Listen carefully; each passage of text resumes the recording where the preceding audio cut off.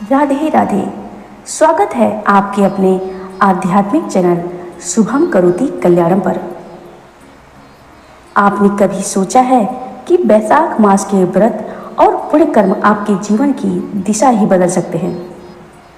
आज हम लेकर आए हैं वैशाख मास महात्म्य का 30वां अध्याय।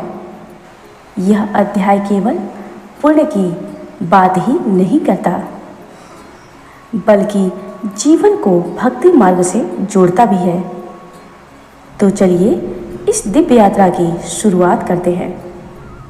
सुतिदेव जी कहते हैं कि हे राजन, वैशाख शुक्ल की अंतिम 3 तिथियां त्रयोदशी, चतुर्दशी और पूर्णमासी बहुत ही शुभ फल देने वाली हैं।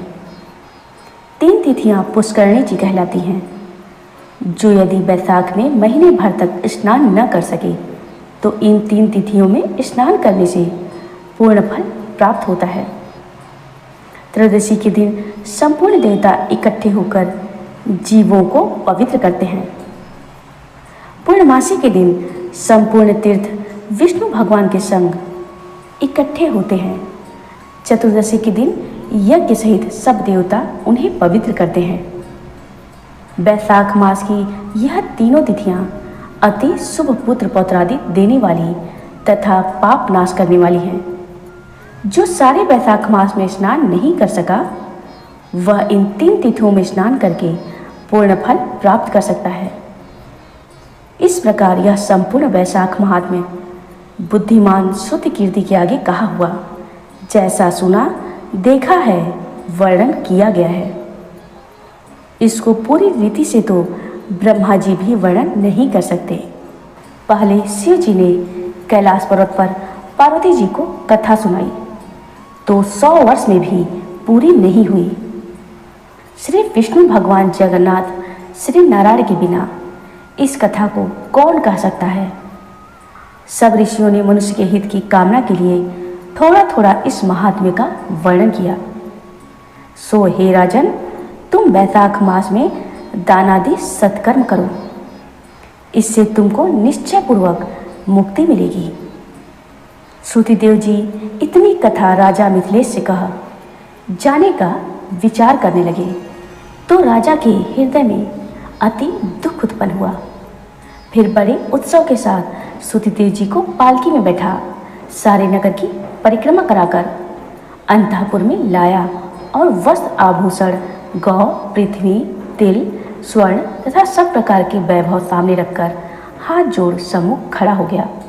तब महातेजस्वी श्रुतिदेव जी बहुत संतुष्ट होकर अपने धाम को गए। नारद जी कहने लगे कि हे राजन, यह परम अद्भुत कथा मैंने तुमको सुनाई, जिसके सुनने मात्र से सब पाप नष्ट हो जाते हैं।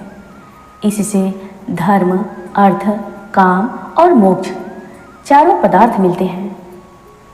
तब नारद जी के ऐसे वचन सुन महायशस्वी अम्बरीश अत्यंत प्रसन्न हो नारद जी को प्रणाम कर विधिवत उनका पूजन किया।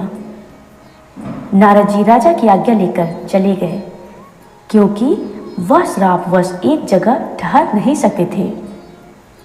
इस कथा को जो पढ़ता या सुनता है वह परम गति को प्राप्त होता है। भगवान विष्णु की कृपा उस पे सदैव बनी रहती है। हरिओम तत्सत। आपने सुनी संपूर्ण वैशाख मास महात्म्य कथा।